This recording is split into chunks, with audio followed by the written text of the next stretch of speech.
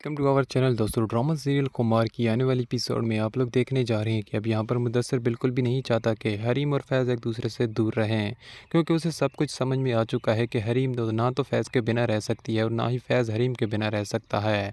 और यहाँ पर जो उनके दरमियान गलत फहमियाँ हैं, यहाँ पर मुदस्सिर यही सोचता है कि वो उसे दूर करके ही रहेगा। आप देखिए कि यहाँ पर फैज़ को अपने पास बुलाता है। फैज़ को इस तरह परेशान देख कर वो कहता है कि फैज़, मैं तुम्हारा कुछ लगता हूँ और ना ही हरीम का कुछ लगता हूँ। बस हरीम मेरे साथ बस काम करती है, लेकिन हरीम को मैंने जब भी परेशान देखा है सिर्फ तुम्हारी वजह से परेशान होती है। वो आज भी सिर्फ तुम्हारा इंतज़ार कर रही है। फैज़, तुम क्यों हरीम के साथ ऐसा कर रहे हो? वो हमेशा यही सोचती रहती है कि वो हर वक्त तुम्हारी मदद करे। तुम जिन मुश्किलात में थे, हरीम का दिल बहुत ही ज़्यादा दुखी था। वो तुम्हारे लिए तड़प रही थी, तुम्हारी मदद करना चाहती थी, लेकिन वो कुछ नहीं कर सकती थी क्योंकि तुम जो उससे नफ़रत करते हो, और वो समझती थी कि तुम कभी भी उसकी मदद लेना ही नहीं चाहोगे।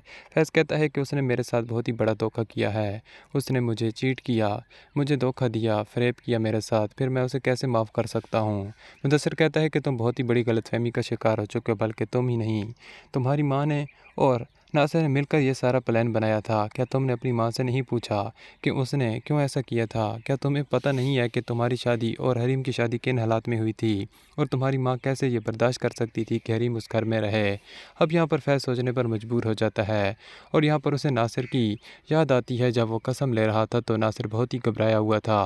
दोस्तों, आने वाली एपिसोड में आप लोग ये भी देखेंगे कि यहाँ पर जब रियान को पता चलता है कि उसकी माँ और उसकी बहन बहुत ही बड़ी मुश्किल में हैं, क्योंकि यहाँ पर हमना की माँ ने उनके साथ बहुत ही जलील वाला रवैया अख्तियार किया है, उनको तरह तरह की बातें सुनाइयाँ हैं और बहुत ही ज़्यादा जलील उन दोनों को किया है। इसलिए यहाँ पर रियाना बहुत ही ज़्यादा गुस्से में होता है। हमना से कहता है कि मैंने बस कुछ ही दिन कहा था कि मेरी माँ और मेरी बहन तुम्हारे घर में रहेंगी, तुम्हारे लिए न जाने मैंने क्या कुछ नहीं किया, अपने सब कुछ निकाल कर तुम्हारे पास आ गया, लेकिन तुम्हारी माँ ने सिर्फ मुझे और मेरे ख़ानदान को सिर्फ बेवकूफ़ी बनाया है। आखिर उसे 2 दिन भी गवारा ना हुए कि वो मेरी माँ और मेरी बहन को सुकून से उस घर में रहने देती।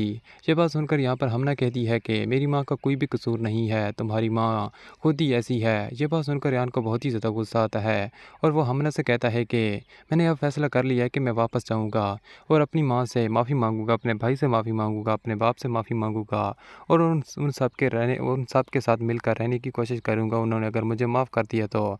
ये बात सुनकर यहाँ पर हमना कहती है कि रेहान तुम ऐसा नहीं कर सकते।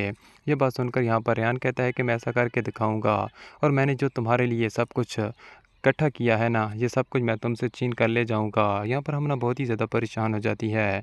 जिसके बाद दोस्तों आप देखेंगे कि यहाँ पर नासिर अब बहुत ही ज़्यादा पछता रहा होता है। उसका ज़ख्म दिन ब दिन अब और भी ज़्यादा ख़राब होता ही चला जा रहा है। ठीक होने का तो नाम ही नहीं ले रहा, क्योंकि वो ठीक होगा भी नहीं जब तक वो हरीम से दिल से माफ़ी नहीं मांग लेता।